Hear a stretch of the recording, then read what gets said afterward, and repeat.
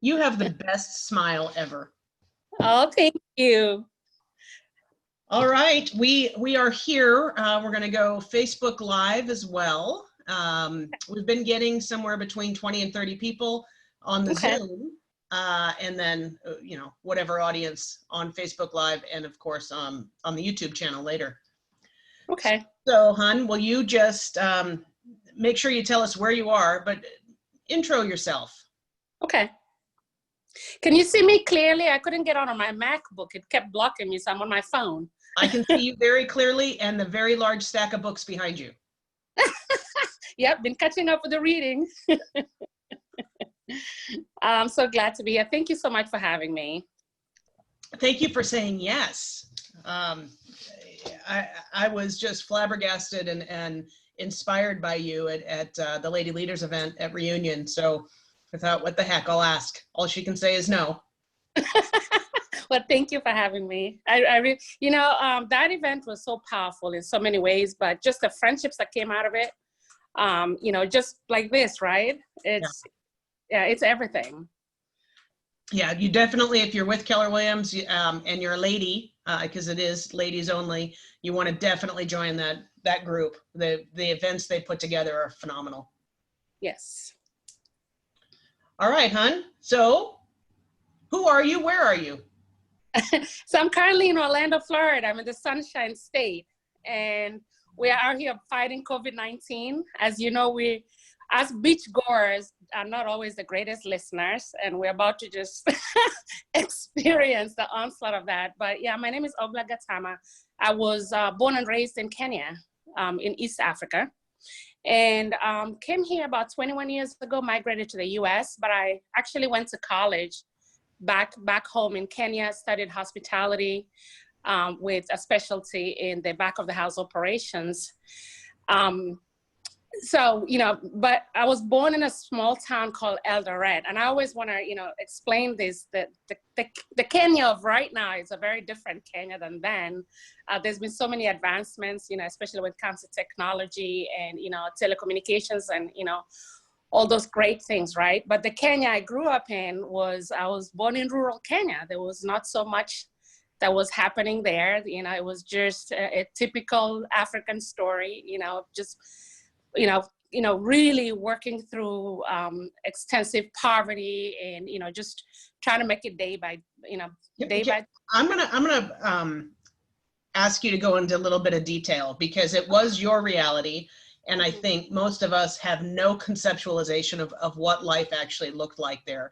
And if you would, and I should have told you this, roughly, you don't have to tell us exactly, roughly, how old are you? Oh, I am a proud 44-year-old, about to turn 45. I am for one more day. Oh, there you go. We'll be there. So 44, and so 21 years ago is when you immigrated, but you spent the first 23 years of your life there. Yes. Okay. And so what when you say extreme poverty, your typical African story, I don't have a typical African story. So you tell us your specific one.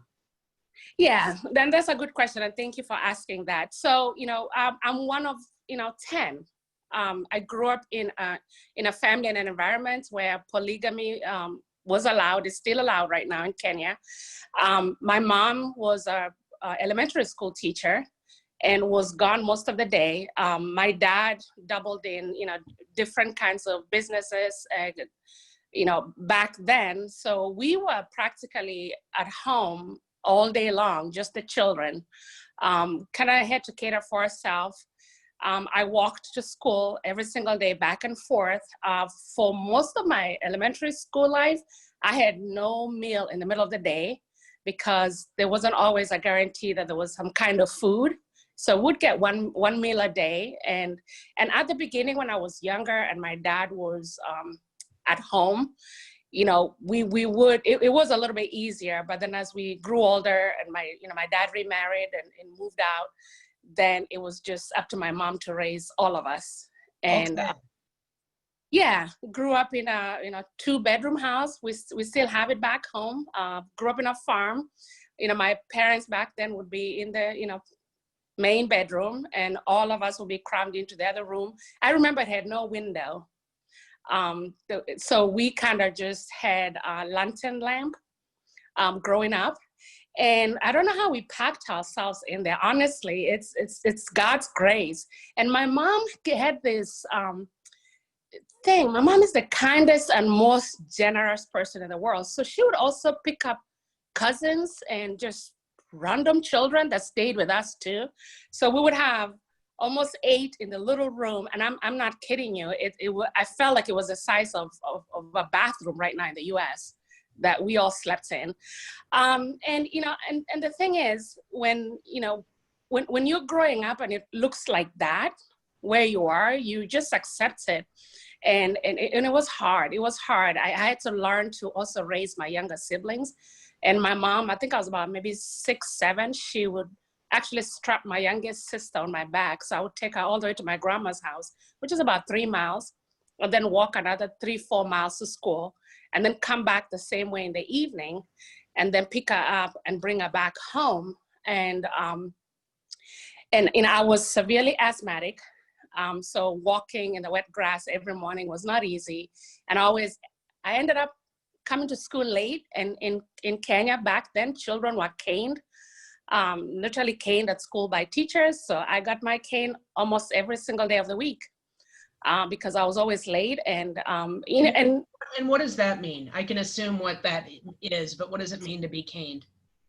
A teacher would have a big stick, and you would have it all sides of your body, whether it's your back, your feet. And I remember there was also another punishment where we would actually walk on our knees on concrete for quite a distance with our hands.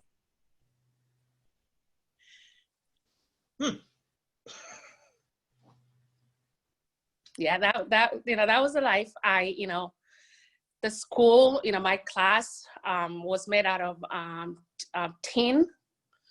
So the walls were tin, and when it was raining, most of the time it would be raining in the class, and we'll move these desks all around to just avoid the rain. And we still went through the studies. We still went through 10 subjects in school.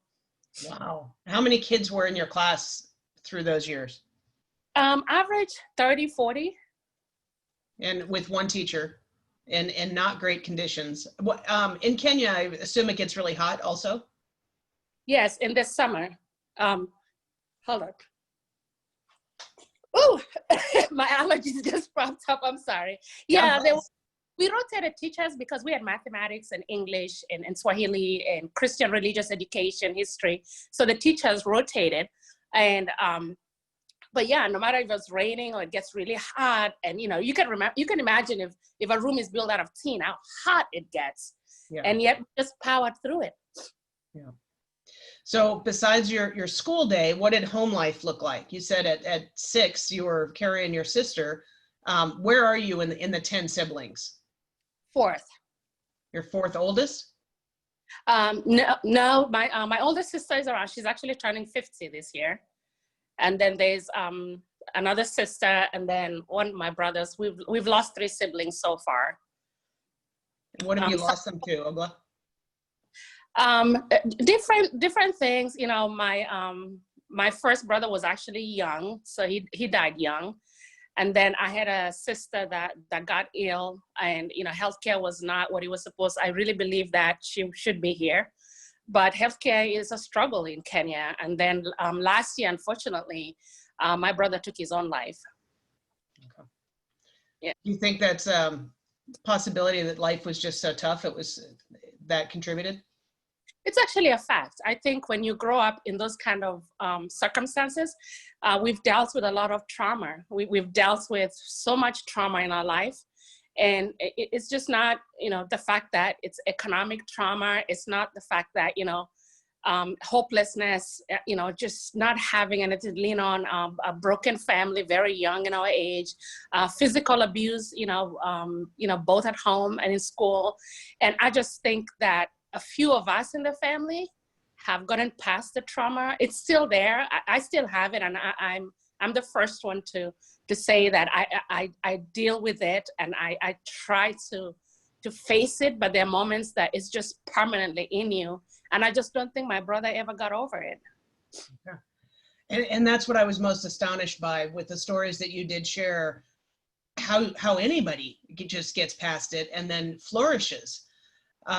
So if you could tell us a couple stories about, just to give us perspective on what you really did go through, and then maybe how, I don't even know how you got to the US. I'd love to hear that part. So I think when I shared, especially at the Lady Leader events, is I learned at a very young age to kind of have an out-of-body experience. I believe right now that's the only thing that got me through. I had to kind of live two different lives. I read a lot when I was young. I learned to read very quickly, and I read, I mean, every book from Nancy Drews to Sidney Sheldon to economic books to newspapers, very, very, very, very early. My mom always tells a joke about how I would be missing for hours and hours. And they'll be looking for me, and they'll find me in one part of the farm that I'm actually just reading. And I got beat by my parents for not doing chores because I chose to read. But I believe that reading and getting into that material kind of gave me my escape, where I did not have to face the reality of my life on a day-to-day basis. And that, you know, making sure, I think also, both my grandmothers, my grandmother, you know, on my dad's side just passed away, you know, at almost 16, 17 years old. On my mom's side too, my grandmother is, my mom's mother passed away, but she was raised by her aunt. And that grandmother is still here, and very strong woman, you know, of God. And she's 96, turning 97. Those two women were the first ones that taught me spirituality. They're the first one that took me to church, because they didn't live far away from us. They were the people, I actually used to escape to go to my grandmother's house to eat. And my grandmother on my dad's side would always sneak me food, and she would talk to me, and she would just, you know, encourage me. And those two women were the first ones that told me, there's something about you that's different. There's something about you that you're not gonna, you know, stay in these circumstances. And then I had our elementary school teacher in 4th grade. His name was Mr. Kimani. And he's the first person that looked me in the eye and said that you're made of something else. There's something about you that's very different. And I want you to know that you don't have to settle for this life. And then after that, I just started fighting. I just started fighting for myself, defending myself, you know. I challenged, and I think you guys saw yesterday on my Facebook post for my dad. You know, my dad and I have had a very challenging relationship because, you know, he grew up in that era where physical abuse and beating children was accepted. But my dad didn't, you know, he didn't beat us like a parent or a child. My dad literally brutalize you. And him and I came to blows so many times when I was 14, 15, and I just fought him. I'm so like him too. And that's the other thing, is I'm so like him in so many ways, because he has this personality. If you met him, he's just this big, great man. And you know, and I, of all the girls in the family, I defended everybody. I defended my mom, I defended my brothers, and we just went on each other all the time. And I never allowed him. And he said things to me that now as an adult, I've shared them back with him, and he's very remorseful. And I'm so proud that my dad is finally in his 70s, you know, 60s, going to 70s, right now he's 72. He's reformed, and he's reformed because I personally never allowed him to get away with it, even in his 60s. And when I came to the United States, I never said a word to my dad for almost 10 years. I never spoke to him. I never acknowledged him. I never wrote him a letter. No, I think I wrote him one letter telling him exactly how I felt about him. And basically it was just, me and you will never have a relationship, and I don't desire it at all. And you know, I don't care. You know, I'm just done with you, and I'm glad I escaped from you for so long. And finally, we were able to, you know, build on a relationship slowly until where we are right now. But yeah, so that childhood was just extremely difficult. And gosh, you know, I sometimes have to go deeper to pull those stories, because I've put them away, so far away for so long. And sometimes I'm afraid of opening that can of worms. Yeah. But there are times that, you know, I was very young, and the times I would just wanted to give up. I say, you know, maybe if I just threw myself into a well of water and just died, it was just easier. But I fought through that. I fought through that. And what helped me was my education. I really studied really hard and got a full scholarship to an amazing school, high school in Kenya. And that's where I actually started seeing the real world, because I was in school with children from very wealthy families, and, you know, and just kind of went through that. But I got there and I was grateful. And then my only goal, Ashley, was to get out of the village and get out of Kenya. There was no other goal. I knew when I left my home, I would never go back. Okay. And how old were you then? That was is it the same as our high school ages? Yes. So I finished high school. I had just turned 17. Okay. And so what was your plan? I mean, obviously you grew up quickly. You were an adult before adult age, but how does a young 17-year-old go, okay, I'm getting out of this country? So I went to college. I actually passed. So we had a grading system, you know, A, B's, went to university. And then I actually qualified to go to college, but I chose a specific college, which was a hospitality training college. And that college got almost 100,000 applications a year, and they only took about 1,000. Wow. So it was very tough to get in there. I actually didn't get through the first selection. I came in at the end when registrations were completely done, because I had an uncle that was in government, and I literally would show up on his door every single day at the office and wait for him. I remember times when I would wait for him for 8 hours, just sitting outside his office because he was not in there, to have him help me to get a college. And finally I was able to get into college. And when I was in college, I just applied for an internship in Scandinavia. So I ended up in Norway. In Norway. Yeah, I was 21, 22, so I did an internship in Oslo. And did you know anything about Norway before you went? No. When I got the acceptance letter, I remember the president of my college saying, "Where is this? And where are you going?" Like, no, and the students that had gone to Europe or France, the UK, but Norway, no. But me, I've never been in a box. So I ended up over there, and an average day was -20, -30 degrees weather. That was brutal. And for 3 months, the first wave of my internship. I'm just curious, this cracks me up. What do you think the coldest temperature was that you'd experienced before you went to Norway? Oh, tropical weather. I didn't know there was winter. Yeah, it gets cold in Kenya rainy days, but not that cold and all that ice. It was miserable. And I remember I had to take care of my mom because my mom was clinically depressed at that time. So I would actually sell hot dogs outside IKEA in Oslo in that weather to make some and to send home to take care of my siblings. And that's the first time I started taking care of my mom and my siblings, and I've done it from then up to today. All of them? Yes, I put almost 15 now through school. My sister through nursing school. She's a nurse right now.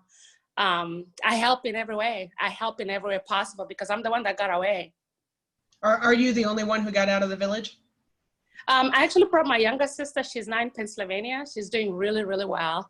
But I actually used to pay her school fees when she was in high school in Kenya. When I was here at Disney, making $5.95 an hour. And I got her out because I said, at least let me get one of them out. And, she's here and she's thriving. She's doing really, really well. Married with 3 children now. And, but yeah, everybody else is back home in Kenya. Okay. And do you go back? Every year. Okay. Every year. We have a lot of work that I champion in my village through the schools, the churches. I was very close to my grandmother, so I've gone every year to make sure that as long as she was alive, she was able to see me. And we've done a lot of work. We've done a lot of work renovating churches that when I grew up, my grandparents had given land for churches to be formed, so helped a lot of renovations. I helped the school that I went to, that one school I kept talking about. Yeah. I helped them a lot. It's just, it's my responsibility, and I'm so honored to be able to do that. We've done a lot of great work, especially with the school where, we targeted things like young girl graduations. Back then, it was less than 50% from high school. And as of last year, we're in the 80s, 90% of girls actually finishing 8th grade. And one of the things we did is when they get to 7th grade at about 13 years is when they're at risk for childhood pregnancies or, all the things that happen, in the village. So we took them and we actually boarded them. So they go to boarding school at 7th grade. So, my foundation, we donated beds, we went back there, we built kitchens, water tanks. And also one of the things I'm proud of is we've also helped, the government does have grants for school. So really helped teach them how to apply for those grants very early. I'm so proud too of everybody. I was one of the first ones to get out of my village, but right now throughout the United States, Canada, Australia, there's a lot of young people from my village that also are able to come out, and I see the work they're doing. So we pioneered it, but they've taken it to the next level. And now we have a village. We have a library in the village in Cap Tilde where, hundreds and thousands of kids can go and read, and there's books and there's computers. My cousins do medical visits to Kenya where they just go and do blood pressure checks. So there's a lot that has been done since my time. So it's come a long way, and you just said there's computers. So technology has hit the village to a certain extent?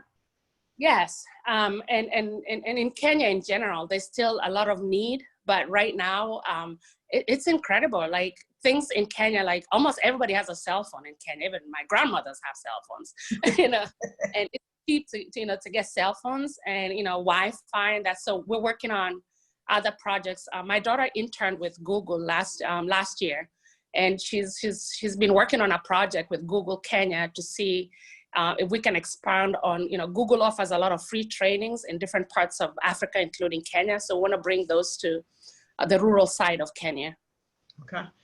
Let's go back for a second, because you said the first 10 years you were in the States, you didn't communicate with your dad except for the one letter that said, I want no relationship. Yeah. And now, a decade or so later, you have a relationship with him. At what point did you decide that was a possibility? You wanted that to be a possibility? When I had my children. There's a saying in Africa that a lot is passed on from grandparents to children and great-grandchildren. And in our tradition, you have to be very careful. We call it, breaking the curses. And I just realized that it was no longer about me. It was about them having, a grandfather that was alive and having a relationship with them. It was very painful. It was very difficult to do that. I actually went on a trip. Oh, this is gonna make me tear up. When my younger sister passed away in 2009, I actually went to Kenya for her funeral and I couldn't talk to him. So I came back. Okay. Mm-hmm. That's the trick, by the way. Kristen Cole taught me that. You cannot physically cry if you're drinking water at the same time. So yeah, so that was hard. I just couldn't. I spent a few days there and I just came right back to the United States. And then I tried back a few years later, and going with the children just made it easier. And my dad has the most beautiful relationship with my children. When I saw the interaction with him, I had to remove myself from the conversation. It was just so powerful, and they just love him so much. They're so close, and that, I think that's what we needed for the healing. Wow, that's incredible. Yeah, that's incredible. Yeah. All right, so how do you get to the U.S. from Norway in hospitality? So Disney went to my college to recruit. They were about to open Animal Kingdom, Disney's Animal Kingdom, the park. And Disney, they go all authentic. So they came to Africa to find people that looked like me, spoke like me, and who came. It was about 126 of us. About 25. Disney had to go to Norway to find a Kenyan.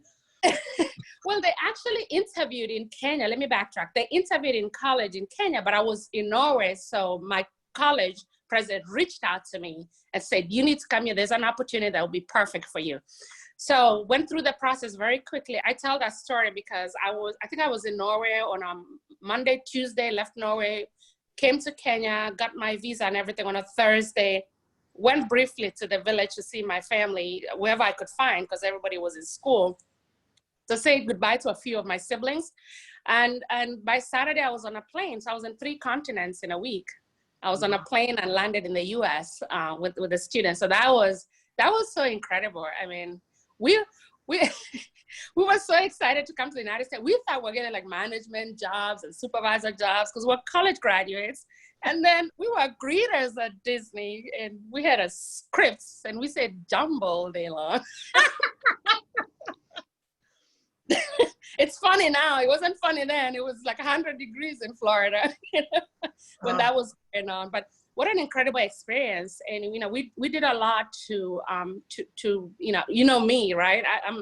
I'm a champion of change and transformation. So, you know, when Disney, you know, brought us here, they just were not ready for the culture shock, because they had never really, apart from Morocco, they had never brought such a large crowd of African college graduates. But I think one of the things they underestimated is how different we all are. You know, an African from Kenya and one from Southern Africa are 2 different. I mean, we're in the same continent, and also within all the other countries, we're so different. So it's so interesting that we have that blindness, because if you were to take somebody from New York and South Dakota, you're going to have 2 different kind of people. Why would we not assume that in another country?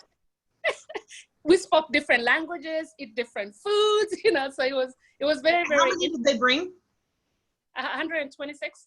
126, wow. At the same time, so poor Disney, I felt bad for them too, but so we decided to do something about it. So a few of us got together and we worked with the management and the leaders there, and we revisited the whole recruiting process, orientation, and really tweaked some things to make sure there was a true story being told when recruiting students from, especially in Africa.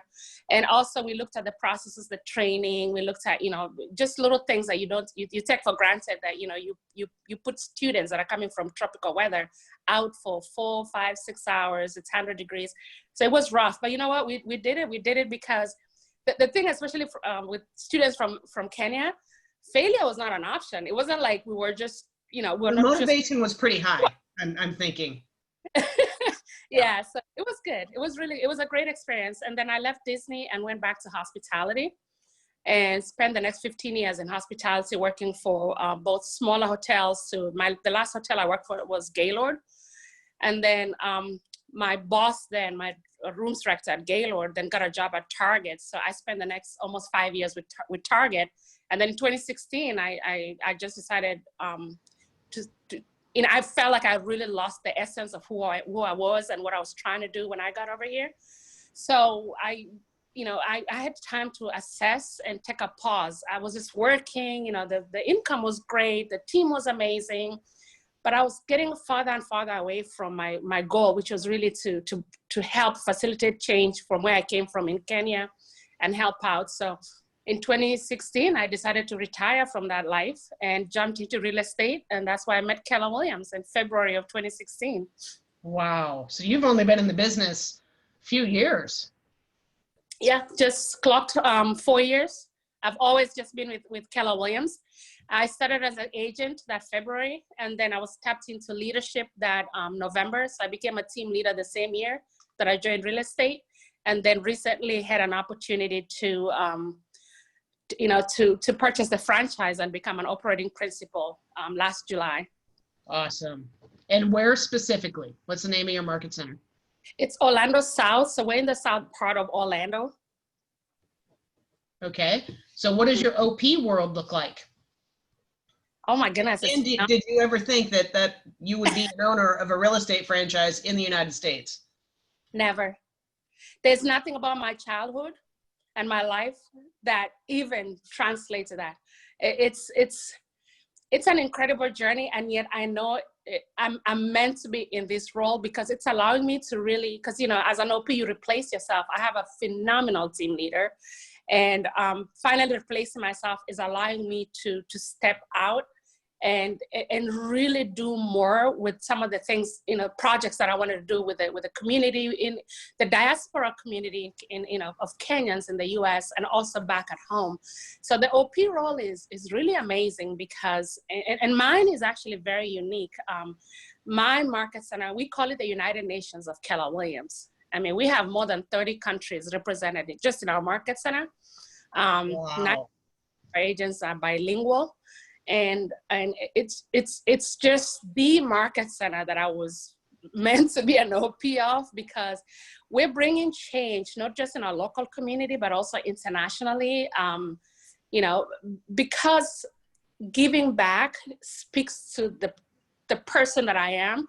It just influences others around me. So I start seeing my agents, we did a book drive, book bag drive in Puerto Rico in 2018, almost a little bit over 600 book bags. And our top 2 agents actually flew there. After the hurricanes, it was tough, but they went there and distributed that. And then last year, one of our other agents went to the Dominican Republic. We have plans to do some work over in Haiti. So our agents are actually going back to the countries they migrated from and really giving back there. And I think that Keller Williams is just the most amazing company because it provides us with that platform to really be there for others.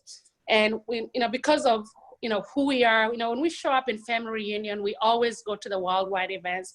And we've done so much to help OPs, team leaders, agents from other countries where Keller Williams are, with trainings, with just helping, right? They know that they can reach out to us. They can reach out to me anytime. I'll jump on. I've done everything from training calendars to ALC meeting agendas with different countries where Keller Williams are.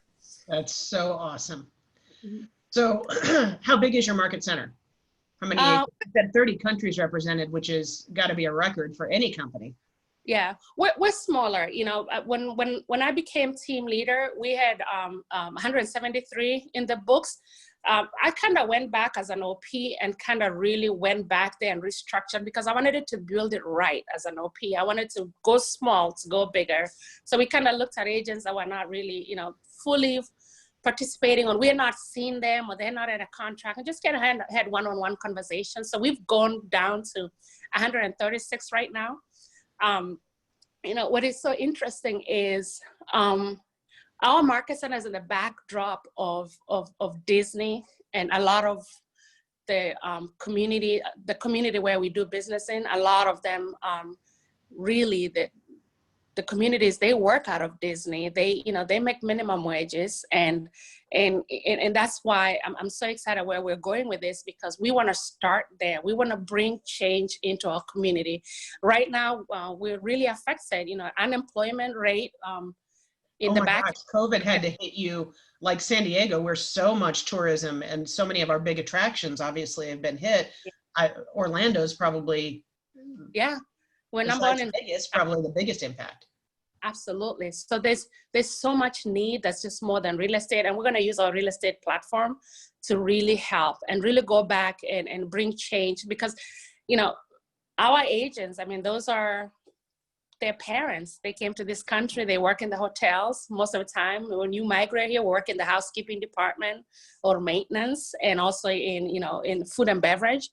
And when they get hit like this, we have in Osceola County, with the backdrop of Market Center, we actually have the highest unemployment rate in Central Florida right now. So there's going to be a lot of work that needs to be done, and we really have to dig deeper into our community.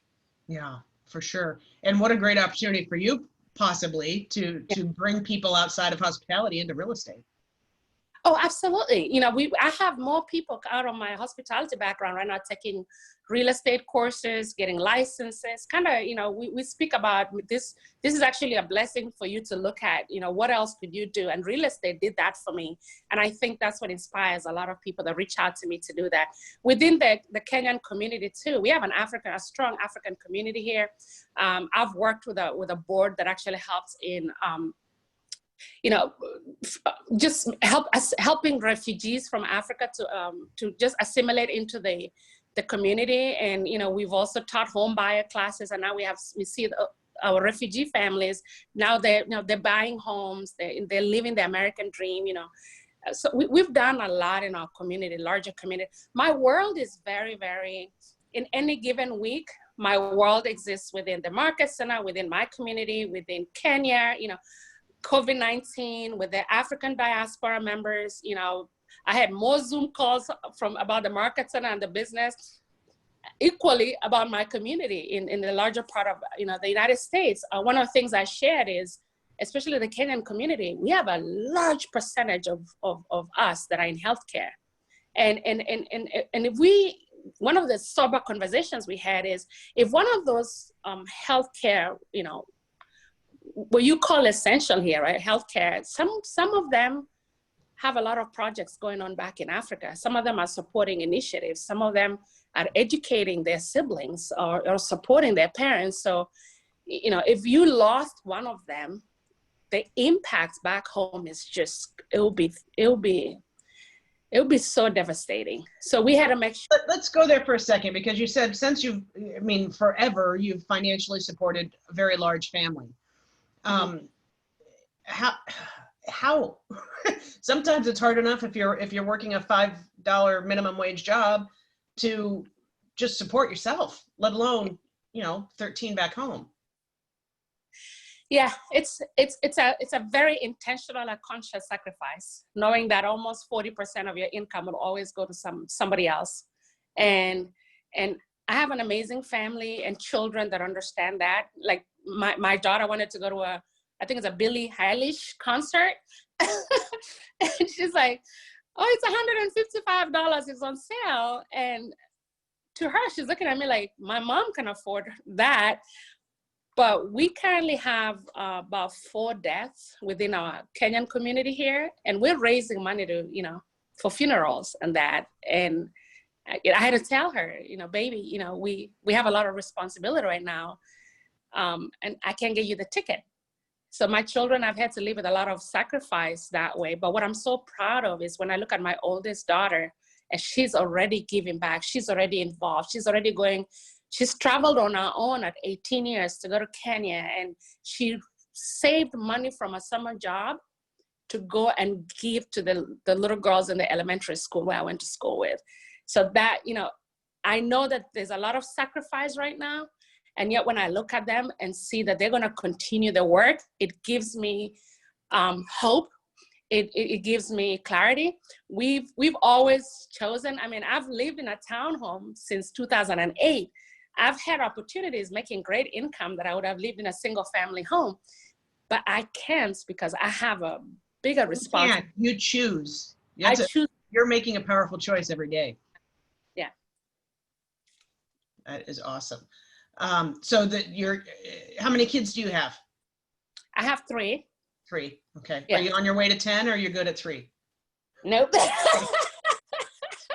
No. Let me tell you something. These kiddos because they're so good at what they do and school, and they're smart, they're very expensive. My daughter is 20, she's turning 21 in October, and she just graduated college, and she's headed to Columbia to grad school.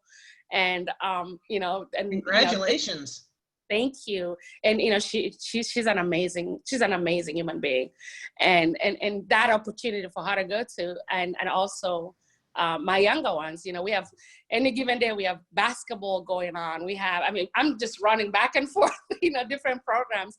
So what is that like? I've got to ask, what is that like watching these kids grow up here with the opportunities that they've got in contrast to how you grew up? What's that been like mentally as a parent? There's a lot of transparency in our household. Excellence is not a choice in my house. You will be an A student. I've taken them back to see where I come from, and I think by doing that, when they come back to the United States, they really understand the privilege that, you know, and the responsibility for them to be excellent in everything that they do. And good manners and respect and hard work, and you know, and I never let them forget the fact that my life is what it is because of a lot of sacrifice and intention. I don't force them to do that. And yet I think the environment in the house and how we carry ourselves and the work ethic they see in the house, you know, getting up and working and sacrifice is just propelling them to, you know, to seek more, seek more. Interesting. Diana Kokoska wrote a bold law that says people grow into the conversations you have around them. Exactly. And you've created this amazing high standard, high expectation conversation. You don't have to demand it. They're just going to grow into it. They do. And you know, they say that, you know, children, you know, forget what you say. They, you know, they're watching you. And then you know, it's been amazing to see these little human beings growing into this really mature, you know, human beings. And a lot of people, you know, even in the African diaspora, a lot of people ask me, like my oldest daughter, how did she become this person? I mean, my daughter has had more exposure than any other younger person. I mean, in December, she spent 33 days in, you know, Tel Aviv with Google Tel Aviv on a project. She was meant to go to Brazil with another technology business program before COVID.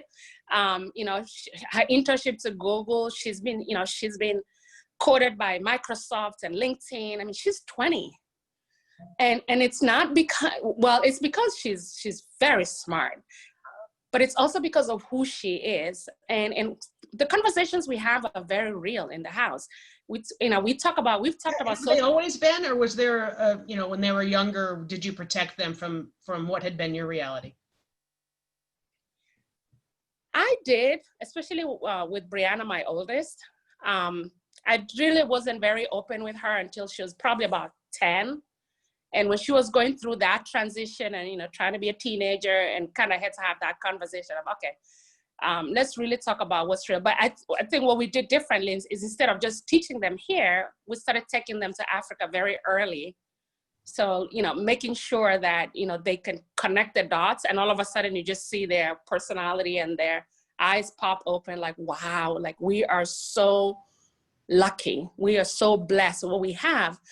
And I think that because they've also been able to meet my mentors, and, you know, when I worked at Target, they were at Target stores, they were volunteering.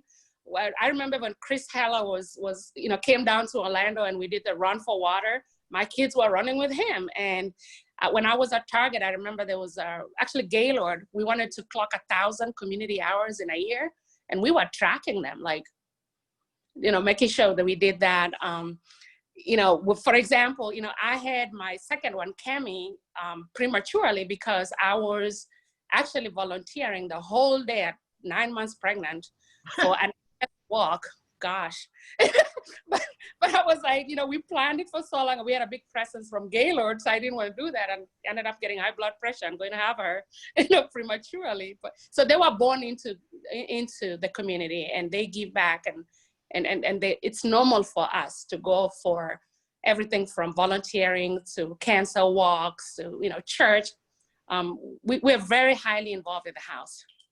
So that thing in our Y4C2T's commitment in all things sounds like it lives in your house. Yes, 100%. And then also, you know, back in Kenya too. Yeah. So you said 40% of your income you're sending back there. And yeah. How many people is that supporting? And do you have a foundation, or have you started any nonprofit work there?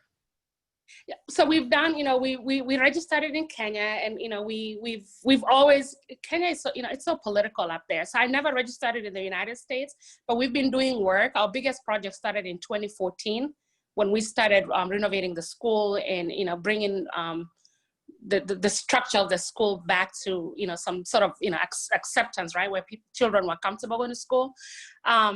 My mom is also here. I don't want to forget that. I brought my mom here in 2006. So she's also, now she's doing a lot more work giving back than I am, actually. So it's good that I'm just passing this baton on to my family, and they're doing a lot of things. Does she live with you or close? No, she's actually in a different state. Okay. So when she came over here, she helped me with my two younger ones, and then I put her through school. So she went through her nursing certifications and all that. So she got a job, and so she actually reinvented herself, got a whole new career at 60. I would love to hear her story through her mouth. Oh, you have to meet this. She's changed her life so much. She's taken, I want to call it just one thing.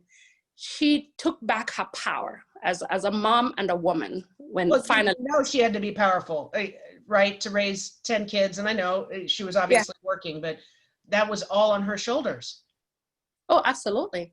Absolutely. And she takes this very seriously. She does a lot of work with women back home. You know, is it worse for women? I would assume it is, but is it worse for women in that in those communities? It is, and yet there's a new generation of women that they don't accept it.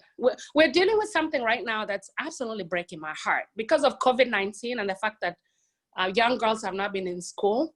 The rates that are being published for young girl pregnancies in Kenya right now is so alarming. Ages between 10 and 14. And now because of technology, they can track them. Children, girls 10 to 14, the pregnancies are alarming. And then 15 now, 14 to 19 is even worse because they're just home and now the men have access to them, right? We take them to school to protect. It's sexual abuse, right? I mean, obviously if it's a 10-year-old for sure, but rape is fairly prevalent. So there's poverty, there's rape, you know, businesses are closed, so men are home. You know, this whole thing is always an economic issue. You know, there's no money, you know, so there's just a lot of just evil going on right now. And I'm feeling, I woke up yesterday feeling so helpless and just trying to find, where do you start the fight? So we have our internal community group on WhatsApp, and that's the conversation we're having on there right now, is where do we start? How do we fight it? We're here. How do we fight this? Because that domino effect of thousands and thousands and thousands of children having children, it's gonna set us back so far from where we've been. Mm-hmm. Yeah. Are orphanages pretty big there? I know back in the day they were. They are. One of the things that it's tough with the African culture is we don't believe in them. We don't believe in giving away children, and yet, you know, we keep them at home, and then all these things happen. But right now they are, you know, especially in the cities like, you know, Nairobi and stuff. There's a lot of orphanages. We have one in my hometown of Eldoret. So my hometown of Eldoret is right next to E10, where almost 99% of the Olympic runners come from. So, you know, like Kipchoge Keino, who was one of the top, you know, runners back in the day for Kenya, he actually set up one, and it does very well in the community. Okay. So as a community who's hearing your story and hearing the need out there, what can we do for you? I think right now, and that's something that I'm also working on to see what to do in this environment. You know, there's actually a few Keller Williams agents that have great projects going on in Kenya right now with COVID-19, raising money. It's identifying those organizations that you can contribute to, but also looking at what other organizations within the US, the United States, especially the churches here, like the First Baptist Church, you know, there's so many phenomenal projects they do in Africa. And they're local. Like if you went into your local community and did that, you'll find all these churches. First, you know, I just had surgery a few weeks ago, and the surgeon that performed that on me told me that, you know, he goes to Africa twice a year, and they just do volunteer work with, you know, surgeries for free in areas of need. So I think if people can just look locally in the areas where they live, you would be amazed at how many organizations are doing so much work in Africa to really, really help. So we have a few, you know, my church bought 100 acres of land in Burundi, and, you know, we put up school and a healthcare facility and a center where, you know, women can go and, you know, and farm where they can grow, you know, crops.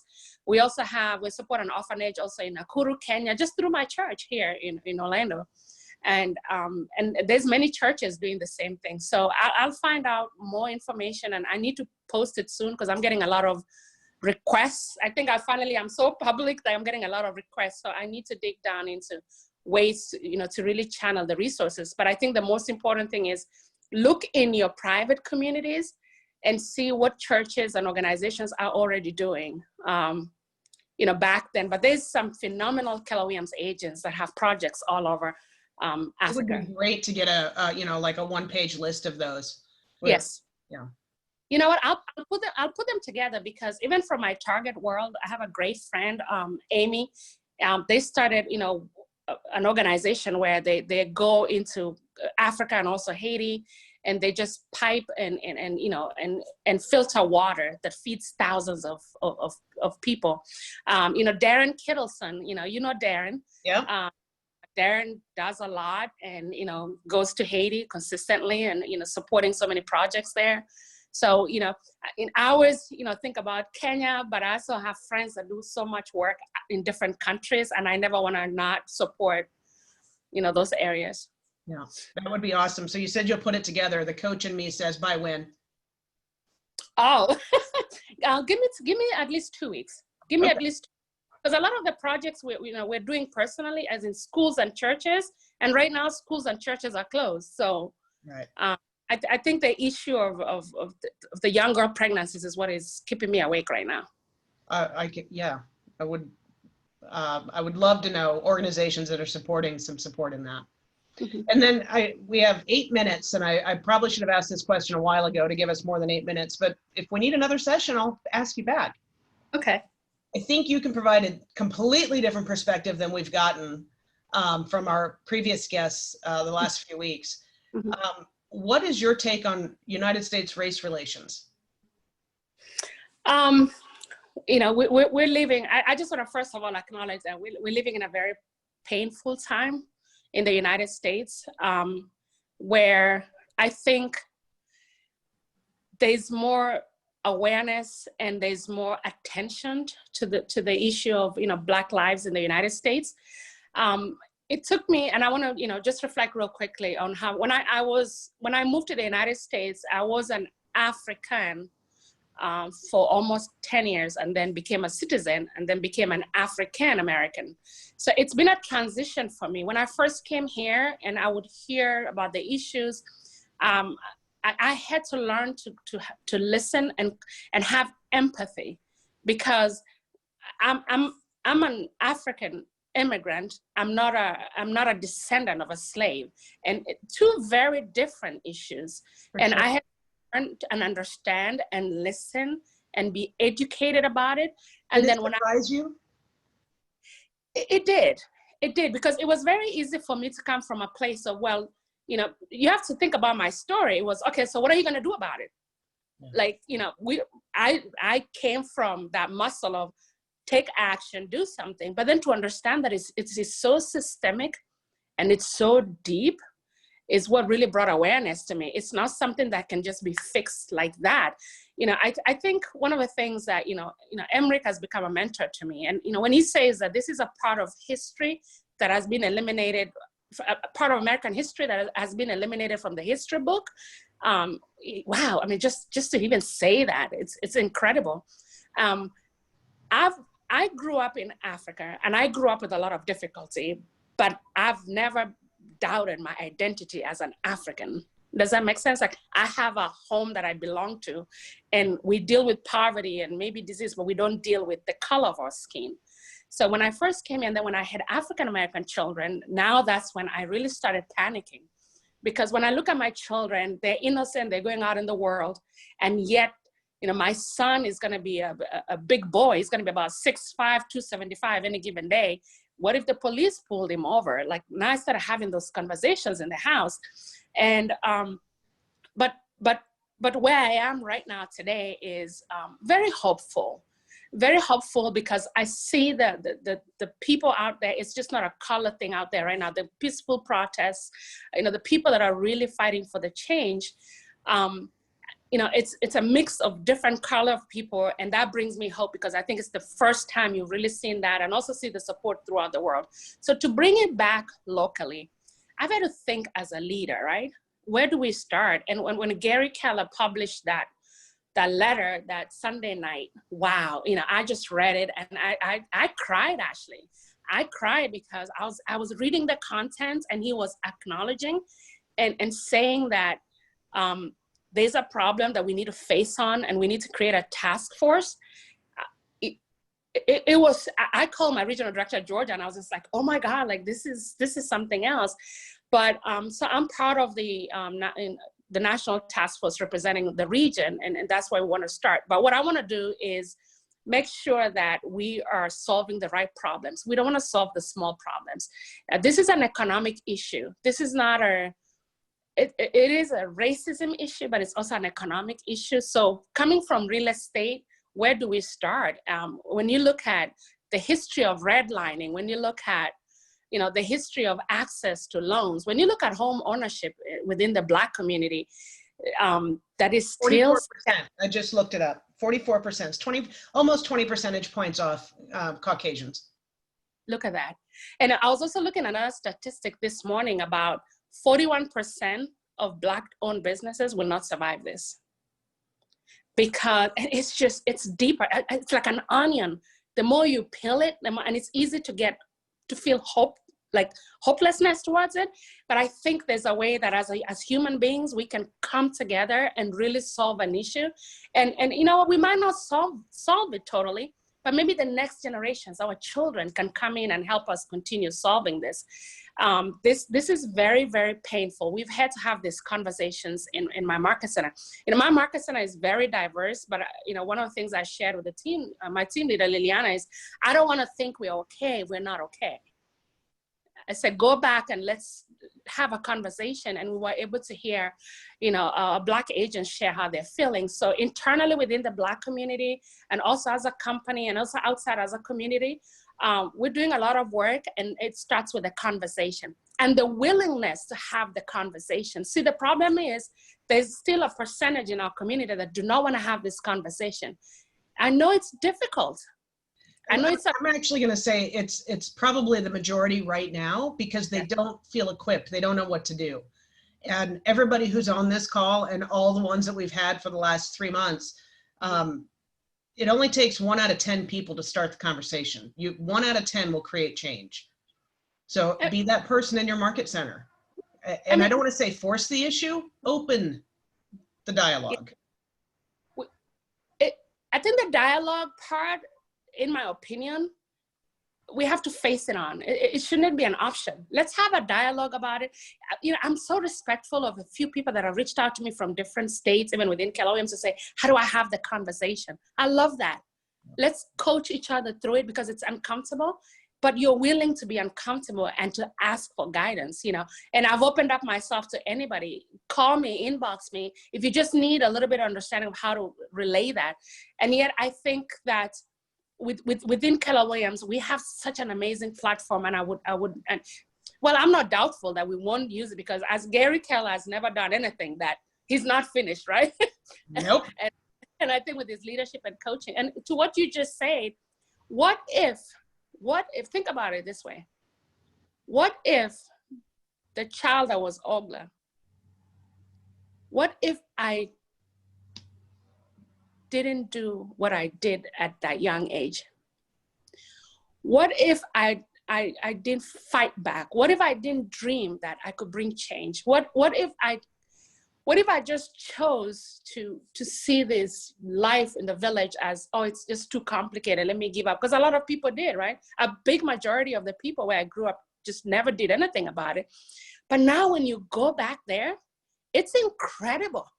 The awareness, and I always laugh, because even, you know, my aunties and stuff like that, like, they went back to school when they were in their 50s and 60s, and now getting master's degrees, because now they realize that, wow, we don't have to be in this oppressed situation. Let's get our children educated, our community educated. If I did not do that, I firmly believe that we would not be where we are right now. We would not have the kind of people, and you know, our village is called Cap Seret. If you did a census to just find out anybody that came from our village right now, it's incredible. And it's not something, we're all in different countries, but something was created within that village. And then social media, I remember it was about 2014 that I started posting about the things I was doing. And everybody was like, I want to do it. I want to do this. What can I do? And all of a sudden we have 20 projects going on at the same time. And so it takes one person, whether it's in your market center or your local community, do something, because you never know how many more people you can impact. Absolutely. Absolutely. I'm not sure if Kathleen has a question or not. She raised her hand on the Zoom. So if you do, go ahead and ask. Yeah, Oglah, I do have a question, and I've got goosebumps listening to you, and I think God put me here today to listen to everything you just said.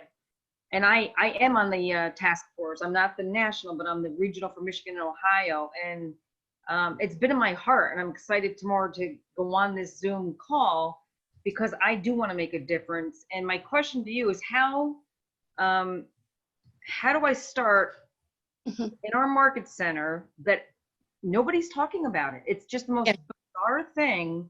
Even leadership, like I found out about the task force because I got the letter from Gary Keller. I called another team leader in another office to find out about it, because our own market center is not talking about it. And we've got a big market center of 400 people. So how do I think what I'm learning is a leadership role, right? You've got to choose your words differently. Yeah. And so how do I just start? Okay. I think also a little bit of the slowing down is the fact that even as a national task force, our first meeting is this week. And I think that we're still working on providing clarity. And you're going to start seeing that come from our leaders, Kimber and John Clyde, and, they're going to share that with you. And the leadership team, and I think it kind of gives us framework. One of the things that we're committed to all our market centers as a national task force, and even going to the region, is we will support really, really, really closely. We will stay really close to help, right, with this conversation, bring some framework. And you're going to see a couple of regions. I've seen in our region, there will be a survey that will be sent out that people can just share what their feelings are, and then it kind of gives us a framework and the data of where we should start. One of the things that we've done here in Florida, in the North Florida region, is we've opened up the conversation during our leadership meetings, where myself and Craig, who's going to be my colleague in this, we are availing ourselves so you can use us as leverage. I've called into other market centers, and I had an ALC meeting with a different market center yesterday, and last week. And it was just this, right? The team leader just reached out to me and said, hey, I want to talk to my ALC about it. Can I just bring you in? And I was on there just like 10 minutes, but it really helped her kind of create and lead that conversation. So I think one of the things you can do is, who else in your region is available to leverage, to call in? I mean, I don't mind if you're on the task force. I'll jump on a call, but you're going to start getting more support from the national level to have that conversation. Yeah, we do have the Zoom call with the Michigan, Ohio region tomorrow at 10, so I'm very excited. Okay, yeah. So you're going to start seeing that, because I know regional directors are talking about it. John Clyde, Bowman Katie, Kimber, who are leading it from a national task force with Gary, they're talking about that. We're also, during the weekly leadership calls that goes to all the leadership teams within our offices, we're having that as part of the agenda. So just creating more and more clarity. I think we realize that there needs to be some help with the conversations. One of the things that I know about Keller Williams is, and I've seen in many companies, is once we are on board, we are on fire. I think right now we're just, how do we go? But I think once it's rolling, it's going to be fire. And I'm excited about that. Feel like that ripple in the pond, right? Once we get the ripple going. Yeah. So speaking of that leadership call, it's on right now. So we're going to have to jump over to that. Yes. Oh, hon, thank you so much. I appreciate you. I so much. And yeah, maybe we'll reconnect and have you back. Okay, absolutely. We'd love to. Thank you so much, guys. I appreciate it. Thank you. Okay, bye-bye.